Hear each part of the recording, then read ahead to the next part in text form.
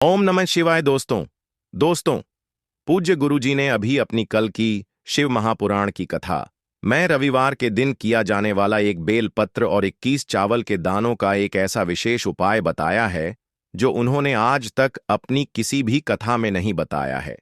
पूज्य गुरुजी ने कहा कि जब आपके हाथ तंग चल रहे हो, जब रुपए पैसे कहीं से प्राप्त ही ना हो पा रहे हो, जीवन में चारों तरफ से सिर्फ और सिर्फ परेशानियां आ गई हो, उनसे बाहर निकलने का कोई रास्ता ना दिखाई दे रहा हो, तो 13 अप्रैल 2025 रविवार के दिन कर लेना। एक बेलपत्र और 21 चावल दानों वाला यह उपाय होगी, हर मनोकामना पूरी मिलेगी, सभी दोषों से मुक्ति, इतना धन आएगा कि संभाले नहीं संभलेगा। माता लक्ष्मी जी और महादेव जी के आशीर्वाद से पूरे साल धन बरसता रहेगा। दोस्तों, जैसा कि आप सभी लोग जानते हैं कि 13 अप्रैल 2025 यानी रविवार को पड़ रही है वैशाख महीने की प्रतिपदा तिथि। और दोस्तों, यह वह तिथि है जो वैशाख महीने में पड़ने वाली सबसे बड़ी और वैशाख महीने की पहली प्रतिपदा तिथि है, क्योंकि यह रविवार के दिन पड़ रही है और हमारे हिंदू धर्म में इसका बहुत ही बड़ा और विशेष महत्व होता है। पूज्य गुरुजी ने कहा है कि अगर कभी भी मौका लग जाए और वैशाख महीने की प्रतिपदा तिथि रविवार को पड़ जाए, तो आप लोगों को सिर्फ और सिर्फ एक बेल पत्र और 21 चावल दानों वाला उपाय तो अवश्य ही करना चाहिए, क्योंकि इन दोनों तिथियों का संयोग बहुत ही कम आता है। इसी के साथ दोस्तों, गुरुजी ने कहा है कि जब भी वैशाख महीने की प्रतिपदा तिथि पड़े, तो आप लोगों को सिर्फ और सिर्फ एक बेल पत्र और 21 चावल दानों वाला उपाय तो अवश्य करना चाहिए। यह उपाय इतना खास है कि अगर आपने सही मुहूर्त पर सही क्रिया अनुसार एक बेलपत्र और 21 चावल के दानों वाला उपाय कर लिया, जो प्राचीन काल के समय का महा उपाय है, तो मान के चलिए दोस्तों, महादेव जी के आशीर्वाद से आपके जीवन का कितना ही बड़ा दुख हो, उससे आपको मुक्ति मिल जाएगी। आपकी कोई भी मनोकामना हो, मान लीजिए आप नौकरी की तैयारी कर रहे थे, तो आपकी नौकरी लग जाएगी, आपका बंद पड़ा व्यापार चल पड़ेगा। और दोस्तों, आप जिस बीमारी से बहुत दिनों से परेशान थे, उस बीमारी से आपको मुक्ति मिल जाएगी। आपके जीवन में धन आना शुरू हो जाएगा, आपके जीवन में धन आने के नए नए रास्ते खुल जाएंगे और मान के चलिए दोस्तों, फिर आपको किसी भी प्रकार की परेशानी का सामना नहीं करना पड़ेगा। इसीलिए दोस्तों, 13 अप्रैल रविवार के दिन आप लोगों को इस वाले उपाय को जरूर कर लेना है। भले ही आपने पूरे साल भर इस उपाय को ना किया हो, पर अगर आपने इस वैशाख महीने में पड़ने वाली प्रतिपदा के दिन अगर इस वाले उपाय को कर लिया, तो आपको इस उपाय को करने का वह फल मिलेगा जिसकी आपने कभी कल्पना भी नहीं की होगी। इसलिए आप लोग इस एक बेलपत्र और 21 चावल के दानों वाले उपाय को एक बार जरूर कर लेना, ताकि आप लोगों के हाथ से यह मौका ना जा सके और आपको इस उपाय को करने का फल मिल सके। दोस्तों, यह उपाय पंडित जी ने अपनी अभी की ही शिव महापुराण की कथा में बताया है, जो इस उपाय को आज हम आपको बहुत अच्छे से समझाने वाले हैं। इस वीडियो को देखने के बाद इस उपाय को समझने के लिए आपको कोई और वीडियो को देखने की जरूरत नहीं पड़ेगी। तो दोस्तों, इस उपाय को आपको कैसे करना है, कब करना है, कहां पर करना है, और उपाय को करते समय आपको किन किन गलतियों को नहीं करना है और आपको किन किन बातों का ध्यान रखना है, यह सारी जानकारी हम आपको इस वीडियो में देंगे। तो चलिए भक्तों, उपायों को शुरू करते हैं। अगर आप भी चाहते हैं कि महादेव जी का आशीर्वाद आप पर सदैव बना रहे, तो वीडियो को लाइक करें, चैनल को सब्सक्राइब करें और कमेंट बॉक्स में हर हर महादेव जरूर लिखें। और अपने फायदे के लिए, गरीबी दूर करने के लिए इस वीडियो को पूरा देख कर जाना। यदि आज आपने वीडियो को बीच बीच में से देखा, काट काट कर देखा, तो जीवन में आपको कभी सफलता हासिल नहीं होगी। देखिए दोस्तों, यह 13 अप्रैल रविवार प्रतिपदा का दिन यह इतना खास होता है, इतना महत्वपूर्ण होता है, देखा गया है कभी कभी बड़े बड़े पूजा पाठ अनुष्ठान से जो मनोकामना पूर्ण नहीं होते, वह 13 अप्रैल रविवार के दिन एक छोटा सा उपाय करने से ही आपकी मनोकामना पूर्ण हो जाती है। अब हम समझते हैं इस वाले उपाय को हमें करना किस समय है। इस एक बेलपत्र और 21 चावल के दानों वाले उपाय को हमें वैशाख महीने के रविवार के दिन करना किस समय है। तो देखिए, इस उपाय को करने का जो समय है, वह सुबह का समय है और शाम का समय भी है। अब देखिए, यहाँ पर हम मुख्य रूप से सुबह का समय नहीं बोलेंगे, क्योंकि 13 अप्रैल रविवार प्रतिपदा का दिन है और इस दिन प्रदोष काल के समय का बहुत महत्व होता है। बाकी अगर सुबह के समय भी करेंगे तो भी अच्छा होगा, उसमें कोई भी दिक्कत वाली बात नहीं है। तो चलिए जानते हैं इस विशेष उपाय के बारे में।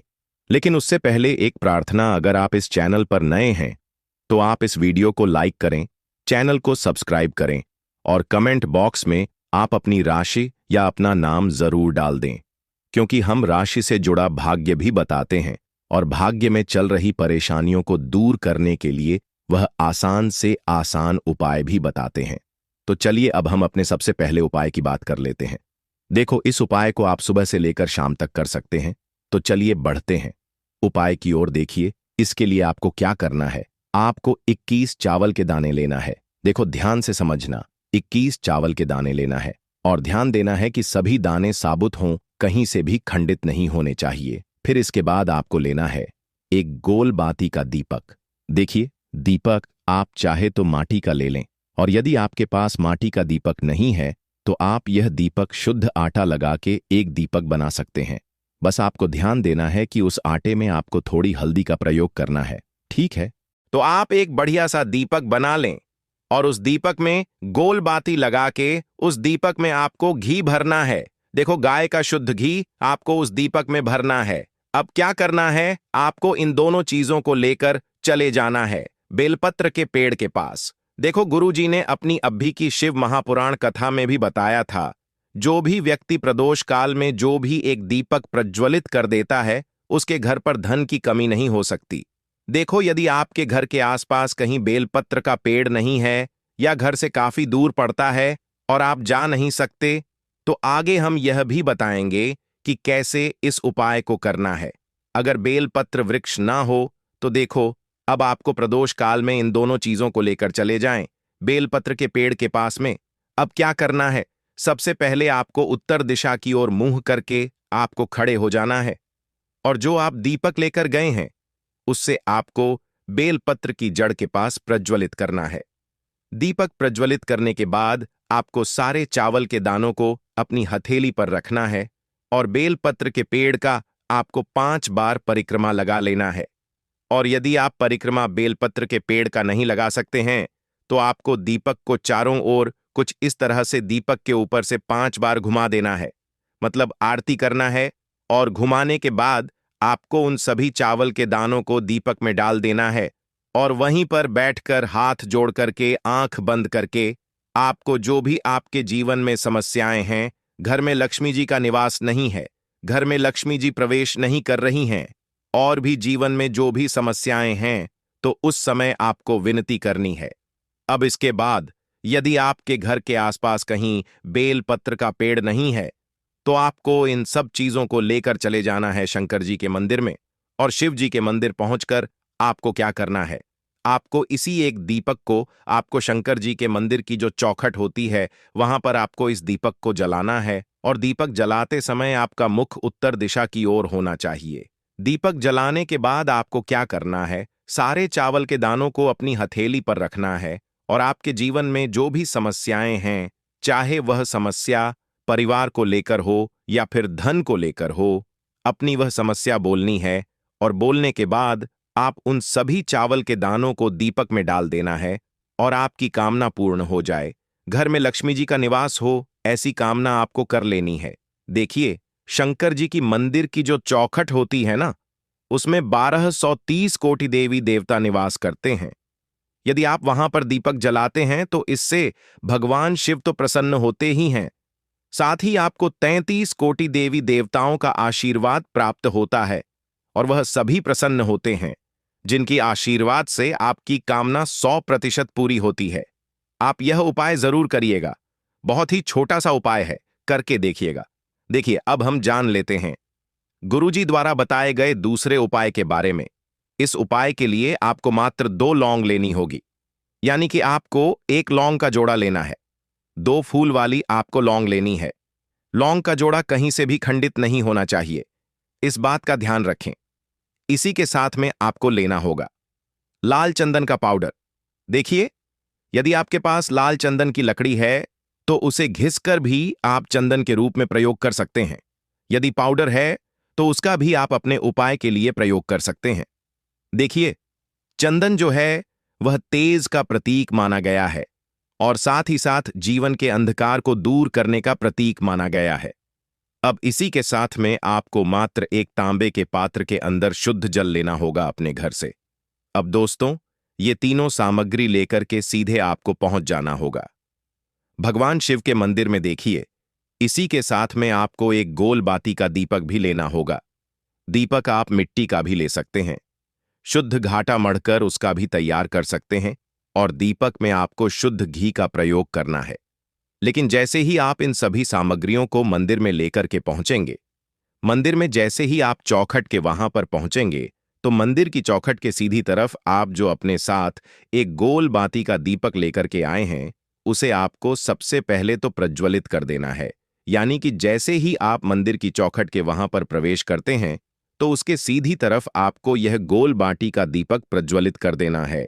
अब देखिए, जैसे ही आप यह दीपक प्रज्वलित करेंगे, तो आपकी जो भी मनोकामना है उससे आपको बोल देना है। आप इस दीपक को इस प्रकार से प्रज्वलित करने के बाद इन सभी सामग्रियों को आपको शिवलिंग के पास में लेकर पहुंच जाना है। अब देखिए दोस्तों, आपके पास जो एक तांबे के पात्र के अंदर शुद्ध जल है, उसमें से आपको केवल आधा लोटा जल ही भगवान शिव के शिवलिंग पर अर्पित करना है। आधा लोटा जल आपको उसी पत्र के अंदर बचा लेना है। अब दोस्तों, आपके पास जो 2 लौंग है, यानी कि एक लौंग का जोड़ा है, उससे आपको अपना नाम और अपने गोत्र को बोलते हुए आपकी जो भी समस्या चल रही है, आपके जीवन में जो भी परेशानी उत्पन्न हो रही है, उन्हें आपको बोल देना है। और यह जो लौंग का जोड़ा है, इसे आपको भगवान शिव के शिवलिंग पर अर्पित कर देना है। जैसे ही आप यह 2 लौंग शिवलिंग पर चढ़ाएंगे, तो अपना हाथ जो है वहां पर आपको रखना है और महादेव से आपको प्रार्थना करनी है कि मेरे जीवन की यह जो परेशानियां हैं वह सभी दूर हो जाएं। यानी कि आपके जीवन में धन की संबंधित परेशानी चल रही है, कर्ज की समस्या चल रही है, बच्चों का पढ़ाई लिखाई में मन नहीं लग पा रहा है, घर के जो आर्थिक संकट है वह सभी दूर हो, व्यापार आपका ढंग से नहीं चल पा रहा है, घर में रोग की स्थिति बनी हुई है। यानी कि जिस भी प्रकार की आपकी समस्याएं हैं, उसे आपको महादेव से बोल देना है और महादेव से इन सभी समस्याओं को दूर करने के लिए आपको प्रार्थना कर लेनी है। अब देखिए दोस्तों, आपने जो 2 लौंग शिवलिंग पर समर्पित की थी, उसे आपको वहां से उठा लेना है और इन दोनों लौंग को आपको शिवलिंग से उठा के सीधे उससे जल के पात्र के अंदर डाल देना है। यानी कि आपने आधा लोटा जल और बचाया हुआ था, उसी के अंदर आपको यह 2 लौंग डाल देनी है और साथ में आप जो लाल चंदन लेकर के आए थे, उस लाल चंदन को भी आपको उसी पात्र के अंदर डाल देना है। यानी कि आधा लोटा जल और बचा हुआ है, तो उसी आधे लोटे जल के अंदर आपको यह लाल चंदन भी डाल देना है। अब देखिए, इस आधे लोटे जल में है, जिसमें आपने 2 लौंग डाली है, लाल चंदन डाला है, उसे सीधे लेकर के आपको पहुंचना है बेलपत्र के वृक्ष के वहां पर। देखिए, बेलपत्र का वृक्ष यदि आपके घर पर है तो वहां पर आपको आ जाना है। आपके घर के आसपास कहीं भी है तो वहां पर आपको पहुंच जाना है और उसके बाद आपका जो मुख है वह उत्तर दिशा की ओर होना चाहिए और उसके बाद आपको अपना नाम और अपने गोत्र को बोलना है और पुनः अपने जो भी परेशानियां शिवलिंग के पास में बोली थीं, उन्हें आपको वापस से बेलपत्र के वहां पर भी बोल देनी है।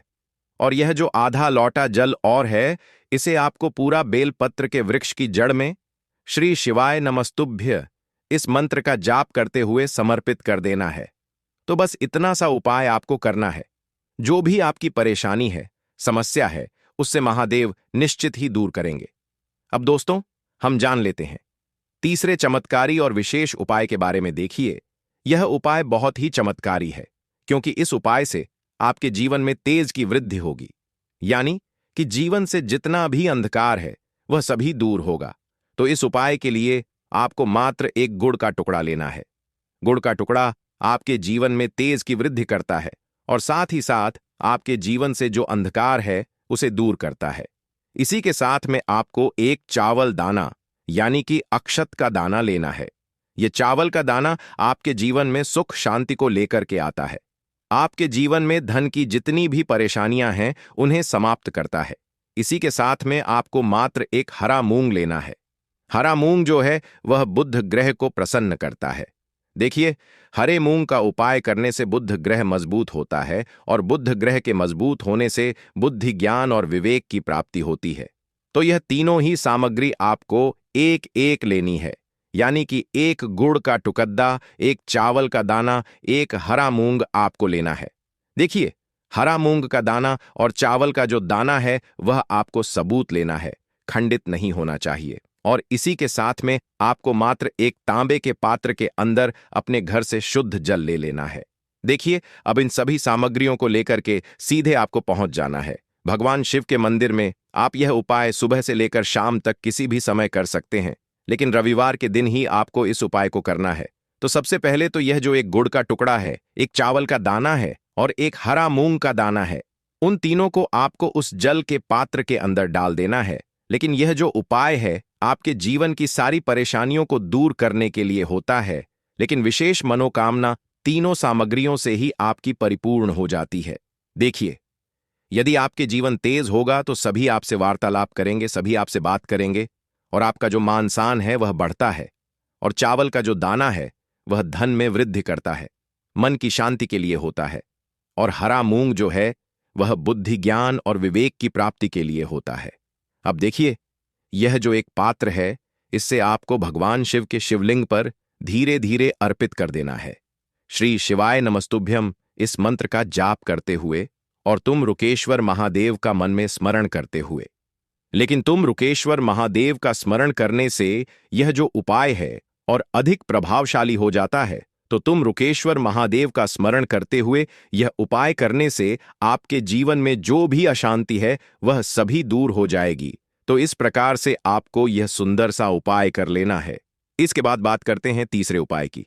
देखो, यह उपाय बहुत ही अचूक उपाय है जो आपको करना है। देखो, इस उपाय के लिए आपको 2 दीपक लेने हैं। देखो, दोनों दीपक आपको मिट्टी के दीपक लेने हैं। उसके बाद आपको दोनों दीपक को प्रज्वलित करने के लिए आपको लंबी बाती लेनी है और यह दीपक घी और सरसों के तेल से दीपक प्रज्वलित करने हैं। यह सब लेने के बाद आपको लेना है एक कटोरी में कच्चा दूध थोड़ा सा लेना है। उसके बाद आपको लेना है एक लोटा जल। देखो, गुरुजी ने इस उपाय के लिए बताया है कि यह उपाय आपको प्रदोष काल में करना है। कहते हैं कि बेलपत्र के वृक्ष में प्रदोष काल के समय में महादेव वास करते हैं। उस समय हम कोई भी उपाय करते हैं तो उसका फल हमें अवश्य मिलता है। देखो, अब यह सब सामग्री लेकर आपको प्रदोष काल में चले जाना है बेलपत्र के वृक्ष के।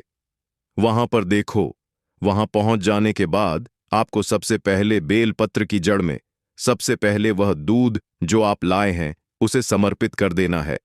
उसके बाद आपको जो एक लोटा जल